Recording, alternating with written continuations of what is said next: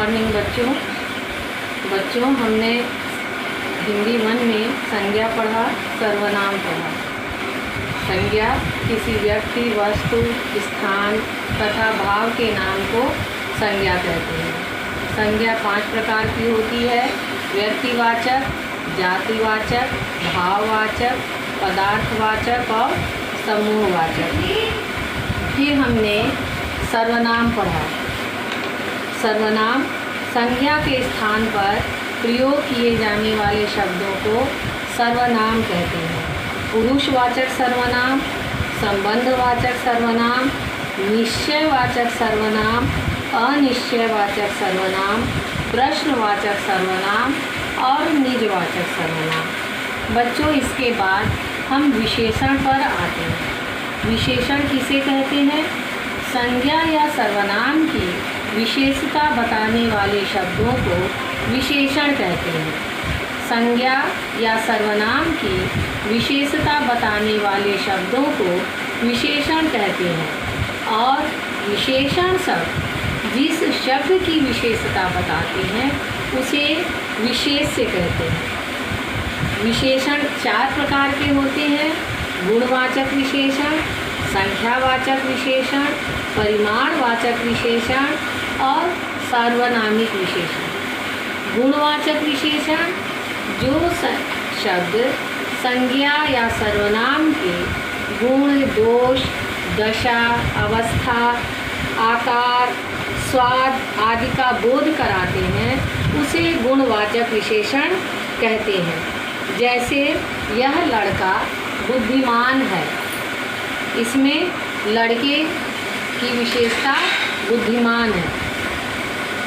फिर हम आते हैं संख्यावाचक विशेषण।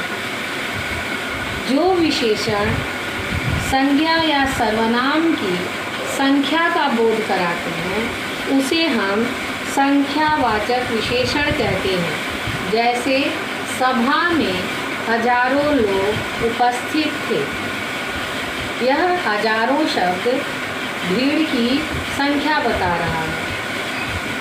संख्यावाचक विशेषण 2 प्रकार के होते हैं: निश्चित संख्यावाचक विशेषण और अनिश्चित संख्यावाचक विशेषण।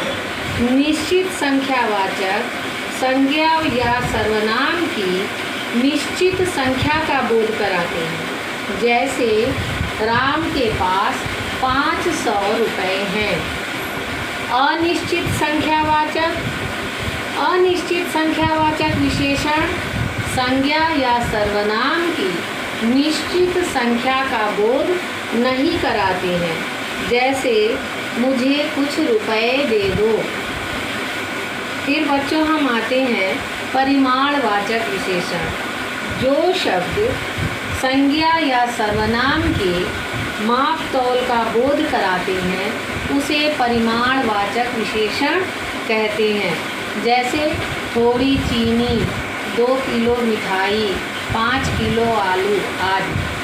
परिमाणवाचक विशेषण भी 2 प्रकार के होते हैं: निश्चित परिमाणवाचक विशेषण और अनिश्चित परिमाणवाचक विशेषण।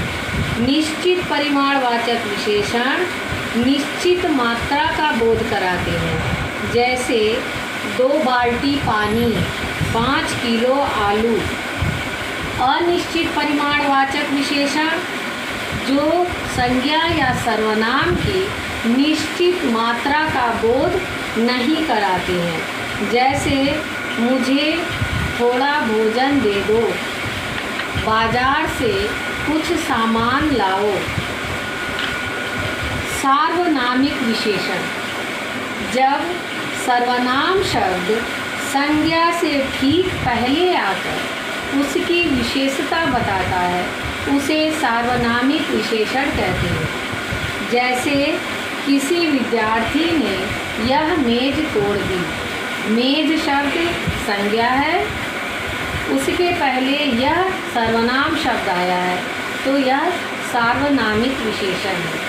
बच्चों, अभी हमने विशेषण और विशेष्य की परिभाषा पढ़ी। विशेषण कितने प्रकार के होते हैं पढ़ा। अब अगली कक्षा में हम विशेषण की अवस्था और उसके अभ्यास कार्य को पढ़ेंगे। बाय बच्चों।